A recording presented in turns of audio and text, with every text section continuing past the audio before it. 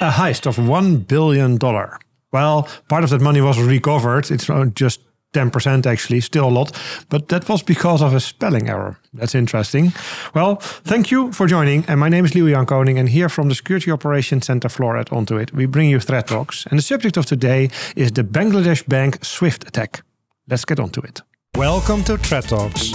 Let's delve deep into the dynamic world of cybersecurity.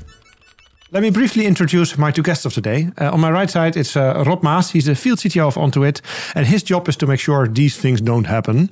And on my left side, it's Luca Cipriano. He's a threat intel specialist at Onto It.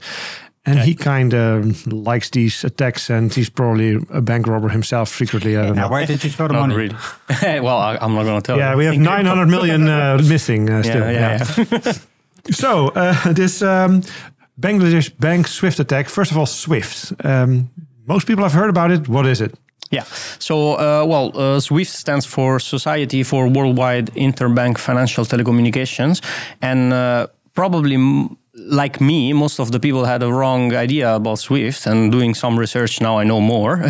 And SWIFT actually does not do real transaction, but SWIFT is just a messaging system for banks to exchange financial transaction information. So they don't really move money around, but actually simply messages. So SWIFT itself was not robbed by this money. No. This was the bank. So, okay. Yeah. So probably, like in the past, when you had like a $1 bill or dollar bills, they were like vouchers that you could exchange for the bank for gold, and then you will get that gold. And then, we needed with the new era some ways to, exchange between banks financial transaction in a faster way, and that's what SWIFT is for. Well, we don't peg any more money to gold, unfortunately, but still. The banks had to communicate before, and it was shipping those checks, and now it's with SWIFT with these messages. And as a bank, if I want to transfer money to another bank, you communicate. SWIFT is my protocol. For us, yes, but SWIFT is the most known for us, but it's not the only system that exists. For example, Russia and China, they have also their own system.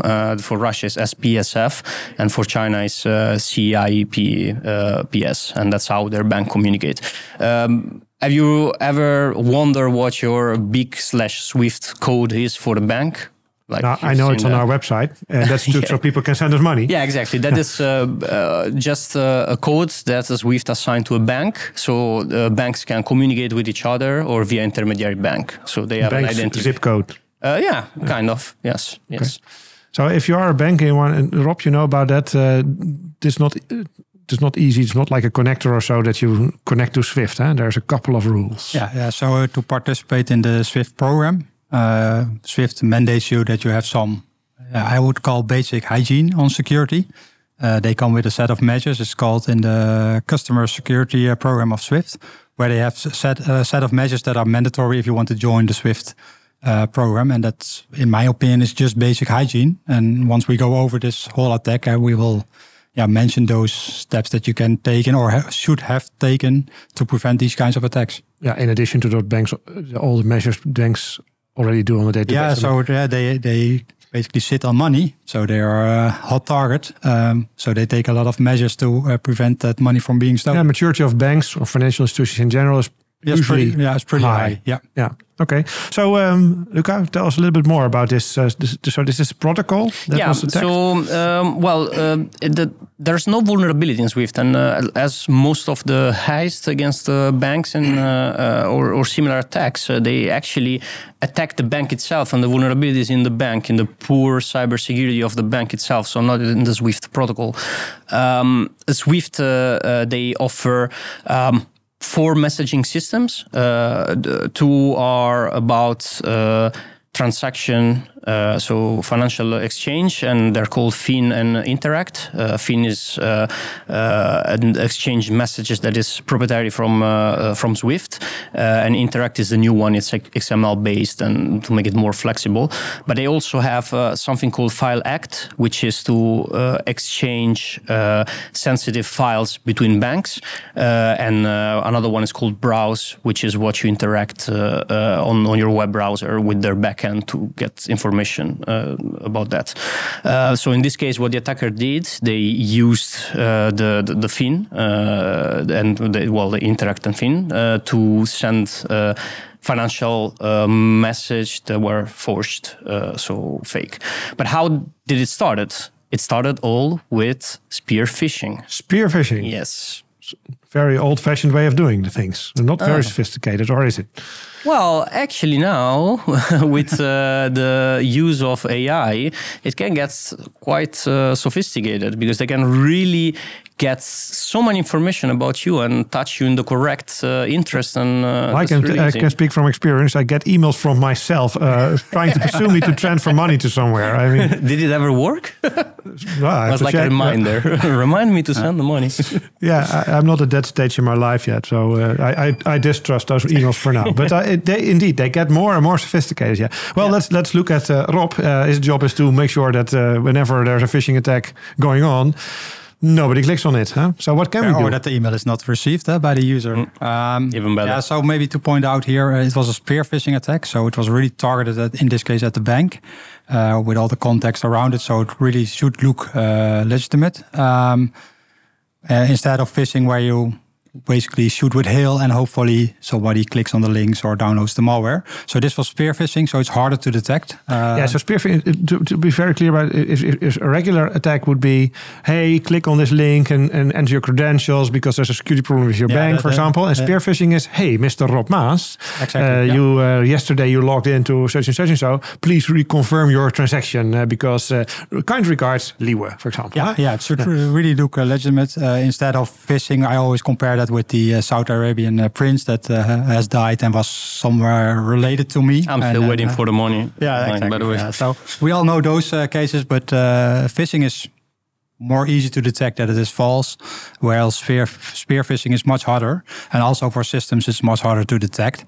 But it starts with a spam solution. So hopefully the spam solution can say, okay, this email is not valid. The source is a strange email address which does not correlate with the email itself, for example.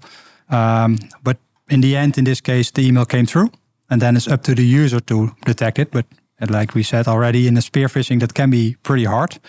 And there's always an action related to email.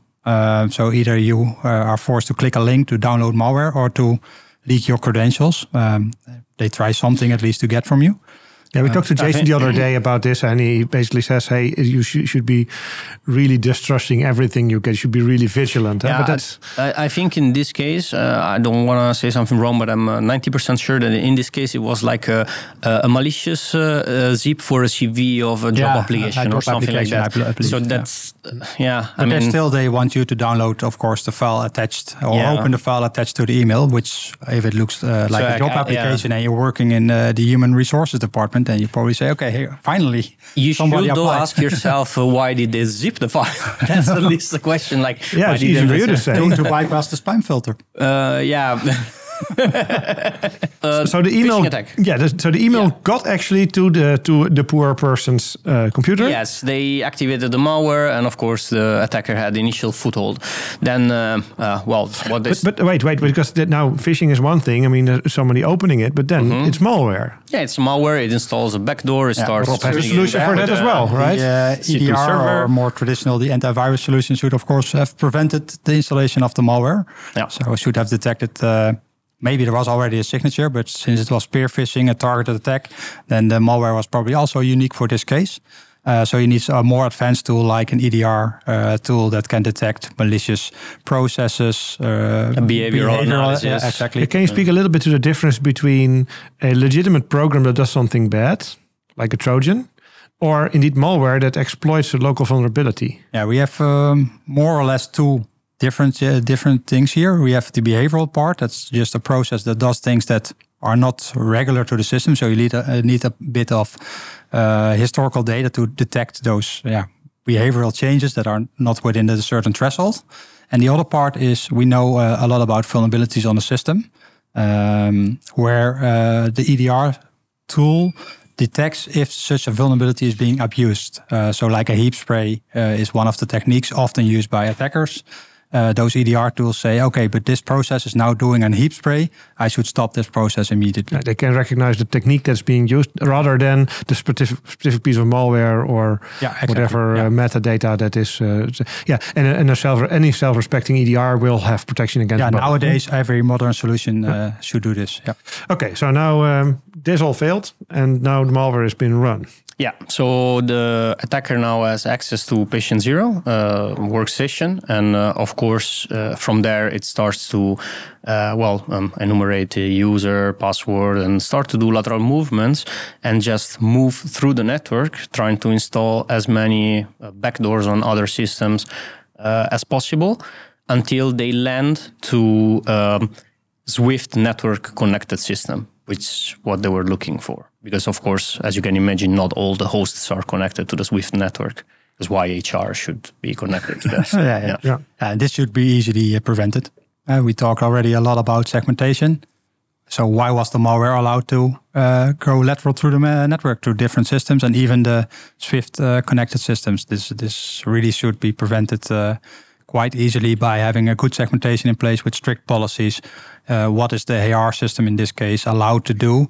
And why should it even have access so we're talking to about the Swift gateway? Network security here. Yeah, but firewalls. This is what you do with your firewalls. Yeah, so you can have some controls in your EDR solution on network, but eventually... You say this is easy to do, Rob, but many organizations don't have this. For him, it's easy. Yeah, it's easy to do. But the problem we have with a lot of companies is they are not born today. So they have a lot of legacy. They started with a LAN, but it was not connected to the internet.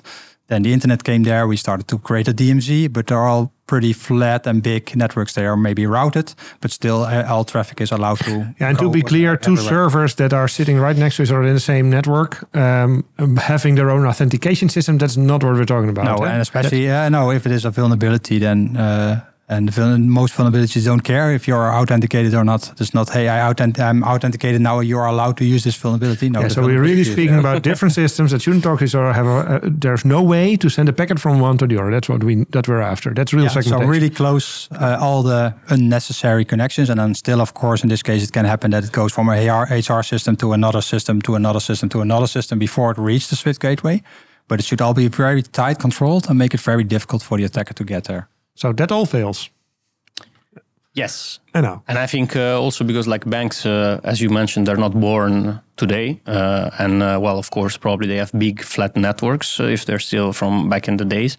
So that made it easier to move laterally.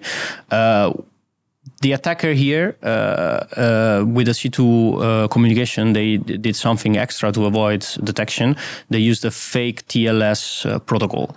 So it was like a protocol that they used that mimics TLS. So it seemed encrypted. So that was a bit more difficult to be detected. And that's how they communicated with the C2 server. So there was an added layer of difficulty to be detected. They really try to hide themselves. But I think in this case, the control on egress traffic. So all the traffic that comes from a certain system inside your network going over the internet, in this case to the command and control server. Why is it allowed to get there? Why is there a policy? You guys made a nice diagram from this. So to our viewers, if you can pause the video now and then download this from in the show notes. There's a link to threat-talks.com. Download that infographic and then you can follow along. Yeah. So we have an extra point of failure here that the systems that were Swift connected, they actually had local admin accounts for admin. So that's really... So a regular user having administrative... There were like some admin privileged account locally on the system. So that allowed the attacker to, get admin on the system. The way you say this, you make it sound like it shouldn't happen anywhere. But Rob, that may be difficult sometimes. What's the biggest struggle and how to overcome it? Yeah, so the biggest struggle for the user is if he doesn't have enough permissions, he needs to elevate his permissions, and you need a system to do that. So sudo is the most common known one, I think, at least for Linux users. But the user should never have root access or administrative access on whichever system, whatever. It should always be the minimal access and only privileged access when really needed. But I want to install my own Adobe Reader.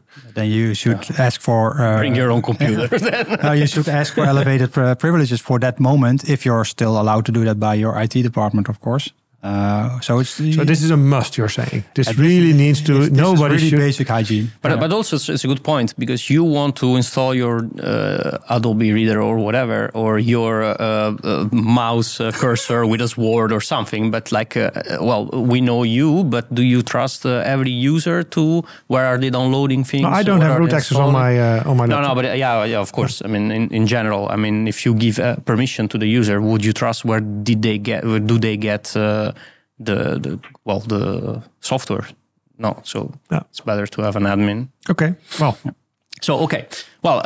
At this point, what they did with the admin privileges, they started to install several tools for monitoring what the actually employee were doing on the computer, and they started to also use keyloggers to get credentials from the Swift system. And they started to develop a new malware that was used exactly for that Swift system. And here is where it gets quite interesting. Spare phishing malware creation on purpose. But this was like really a complex attack, and the dwelling time was quite long. Before they actually acted on objective, it passed more than 1 year. They were in the network for more than 1 year. So that took quite a long time. And I admire how they actually crafted the malware, because the malware is, I believe, really smart. Of course, I'm not a malware engineer, but from my point of view, I think it was quite complex to come. They really had to reverse engineer how the Swift software worked. Because this malware, once installed, what it will do, it will start to decrypt the config file that contain all the information about Swift, and they managed to write and have an exploit that bypassed the validity check of the transaction. So what this did, it was checking all the running processes, and it will look for the process that had the specific library from Oracle that's called liborabdb.dll. That was the specific library, and then it loaded 2 bytes at a specific offset in memory to actually create an NLP action. So that would do nothing in that specific point, and it will bypass validity check. So in the code there was this the machine code. Basically, here is the check statement, and that was overwritten by do nothing. Yeah, exactly. So and that was exactly the validity Oracle. check in memory, in the memory of the system on the program solved, and it was a function loaded in the Oracle library. So there was a function of that specific library. So some kind of mechanism in Oracle to check things was bypassed in that way. By changing these bytes in the offset of the memory. They had root access, so they could change that on that machine. Yes, exactly. Yeah. Okay.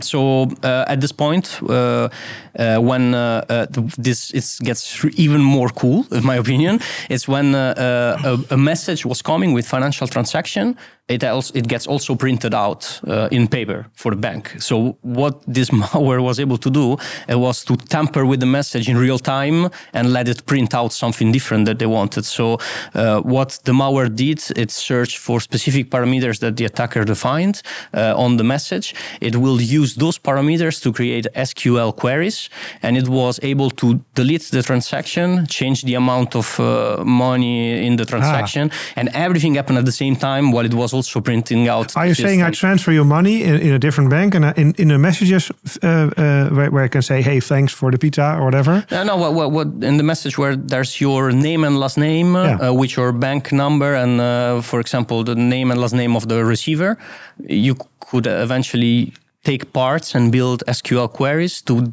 change the transaction in the database. That's really cool. I'm sorry, but I think it's really cool. The way it was done, to be honest. The question I think here is, could this be prevented? Because this was really tailored malware specific for the Swift systems in this bank. But here, where we talk about the EDR solution, it's hard to predict afterwards, but behavioral analysis could have helped here. Maybe it's especially in a year. Yeah, if you have a lot of data, and nowadays we have AI to help us with making better predictions. But also the NOP operator, which is a no operation in memory, is a quite common method for attackers to fill up memory and come to the statements that they want to execute. So most modern EDR tools nowadays will see these no operation commands in memory and say, okay, but this process is putting multiple no operations, so probably this is false. I will have a red flag and stop the process to see if something malicious is going on. Okay, and then? Yeah.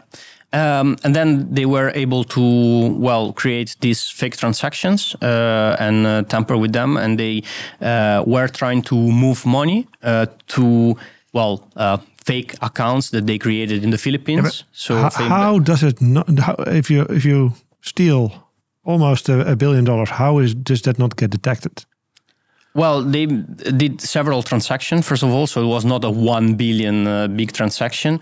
For the operator, everything looked normal because everything was being changed on in real time. And the paper trail also showed, yes. Thank you for the pizza, $20. Well, I guess also that banks, those are communication between banks. And so banks probably, they are used to move big amounts of money for, whatever reason from between companies or this kind of thing. So probably it slips through all the transaction. Yeah, and the skills is massive. I talked to a security guy at a bank the other day, and he said, well, on mainframe, if I blink with my eyes, there's a couple of $1 billion being transferred. So so then 100 million now and then. Yeah, no, it's not like for us, it looks like a lot, but probably for them not. There's one catch here. They made a couple of mistakes. Ones that did not allow to get all the money, because one mistake was that some transactions were going through two banks that had financial sanctions. So the messaging system was blocking those, so they didn't go through. Yes, because sanctions are typically implemented in the messaging system, so the banks they're not part of this messaging system anymore. That's what we did with Russia, cut off of SWIFT. That's what we did with Russia at the beginning of the war. They're cut off from the system, so they can't join anymore the banks. So they had some financial sanctions, so that didn't go through.